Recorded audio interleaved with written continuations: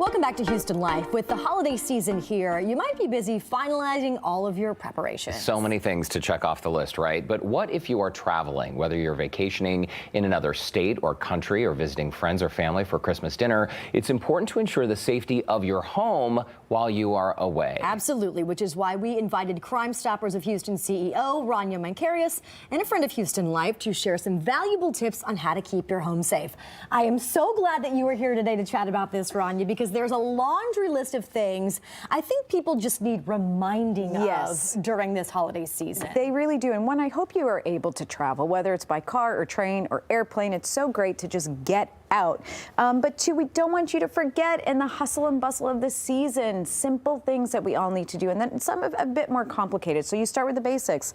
Lock all the doors. Right. Lock all the windows. You know, we tell our kids whose bedrooms are on the second floor, like, make sure the windows are all locked, kids. And, you know, sometimes you can't even set your alarm if all the windows and gates aren't locked. So you've got to do, you know, the simple things like that. Light timers. Yeah. And now in the age of social media, I know we're going to get into how to use social media and what not to do on social media.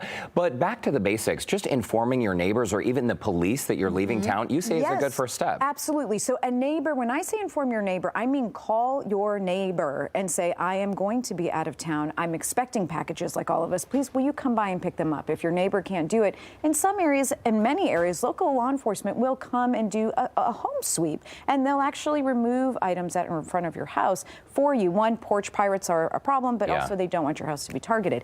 Do not post, and we were just talking about this, on you know, like a Nextdoor app. A Nextdoor app. Hey, everybody, I'm traveling for the next 10 days. Somebody pick up my packages. It's so nice that we want to trust our communities that way, but not everybody has the best. This is a great point, because a lot of us, if you're on a Nextdoor app or if you're on a public Facebook page, anybody can access that. You might think you're telling your neighbors, but you're telling the criminals who are on the site specifically so they know when people are out of town. Absolutely. And this is where it gets really difficult. Social media and this current age of online engagement makes this whole conversation so difficult, because we are used to talking online. It's just how we all communicate. So the big question is, do you post or not post when you're traveling?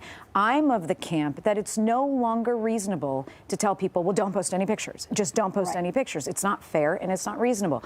But if you have a habit of posting safely, and what I mean by that is, don't always post where you show people the inside of locking mechanisms of your home. Don't post pictures that show how you can gain entry into your front door or how you can gain entry into a window. Do that all the time, every day, always, no matter what. Then when you are traveling, if you have your lights set up, your alarm on, maybe a Ring camera set up, you don't have a car parked in the driveway with a remote control in it. You don't think about that. You set your alarm, so if it is to go off, it's not calling the home number, because that's what we do a lot of times, or we used to. We would have the alarm company call the home number, now have it call your cell phone so you can be reached wherever you are. All those things really create a buffer so that if we do want to post, we can.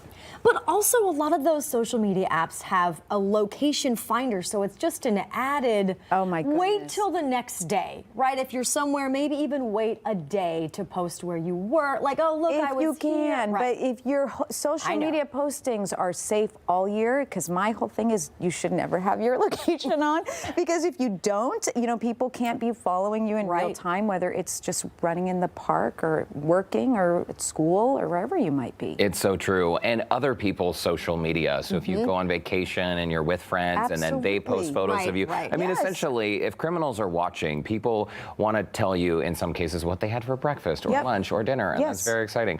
Or they want to give you a play-by-play of their vacation, but they may be unknowingly exposing their location. So think twice before you post. What about letting mail pile up? Again, this is an old school. I mean, if you have stuff on your front porch, if your mailbox is overflowing, that's a signal nobody's home. It's a signal nobody's home, or you're lazy, like at our house, because it just kind of piles up. We get it once a week at our house, too. Oh, my God. It's horrible. You guys are terrible. It's not my turn. Anyway, but you do want to grab your mail. But then again, if you tell a neighbor to grab your mail, or local law enforcement, that's important. You can also delay shipping. Ship to your home office.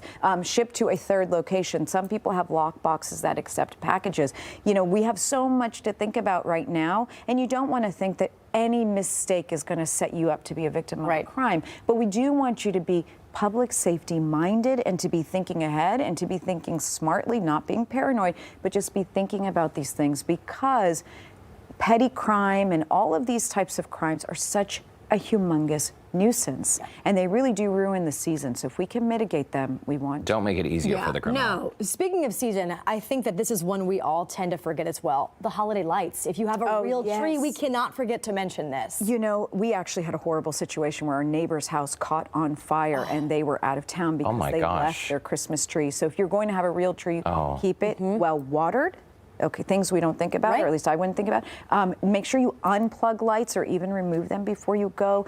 Make sure, you know, as a rule of thumb, kind of unplug whatever you can in the house before you go, because those decorations can create a problem. Yeah, and they can get hot. Very quickly, because we're out of time, luggage do's and don'ts. A lot of people check luggage during the holidays because they just have more stuff. Right. Yes. And there are some very important tips for this. Yeah, please bring your medicine in your carry-on, and any expensive packages, any expensive gifts, bring in your carry-on. And also now put an AirTag in your luggage so you can watch it wherever it goes all over the world. And in your car, believe it or not, whether it's parked in the driveway or elsewhere, put an AirTag in those. It's a great tip. It's $29. We had our luggage lost last Christmas. It's a long sad story. I'm not going to tell you.